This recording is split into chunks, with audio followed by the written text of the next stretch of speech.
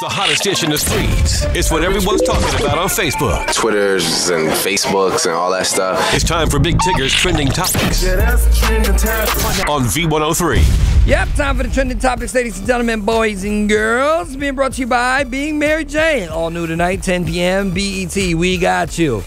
So, the update on Bobbi Kristina Brown. Hundreds gathered for a candlelight vigil last night. The hearts and minds of many praying for her. It was organized by her family, Monday night, Riverdale, Georgia. The vigil, called Shining a Light for Healing, was open to the public. Some member of Bobbi Kristina's family were present as Bishop Donald Battle said a prayer and called for healing. Many of those in the audience held up flashlights while watching. Shout out to the Brat. She had an awesome video of the events. She's been on life support since she was found unconscious in a bathtub on January 31st. Tomorrow, interestingly, is the third anniversary of her mom's passing. There are lots of rumors circling about whether or not things are going to happen on that day. I cannot confirm nor deny those, so I won't speak on them.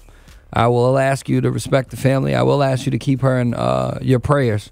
But again, anytime you hear the word sources saying there's no particular person linked to them, take them with a grain of salt. May be true, may not be true, but until I get Mr. Brown, her father, or somebody else like that said that, we'll just continue to just wait and see what happens. Moving on to Suge Knight, updating the Suge Knight situation. His attorney opened up about the potential severity of the blood clots that sent Suge to the hospital last week. He said that he should have remained in the hospital instead of being returned to jail. He also explained his team has filed a motion to get Suge a medical evaluation first by medical staff at the jail and then a private physician.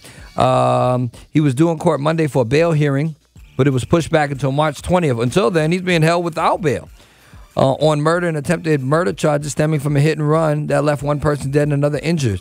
Prosecutors believe Suge intentionally ran down the man following the fight on a shoot for an upcoming NWA biopic straight out of Compton. And they seem to think he's a flight risk.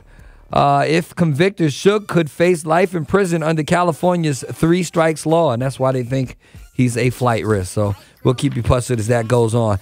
Celebrities and taxes. It seems like every other week somebody has a tax issue. Apparently, Keith Sweat owes $258,000 in back taxes stemming from the money he earned in 2012. This week, he releases Harlem Romance, the Love Collection, which shows off his greatest romantic songs of the 80s and 90s. So we might want to go get that. Help that brother out. T-Pain, accused of failing to pay $33,000 in taxes and hit with a lien on his property in Roswell, Georgia. So I don't know, people. This is what it's hard out here for a pimp. Thank you for tuning in and turning up to the Trending Topics. If you missed any part, head on over to v-103.com. We can not only listen to it in its entirety, you can also look at my hard out here for a pimp face. Big Tig does big things. I got tickets for Theophilus London next on V103.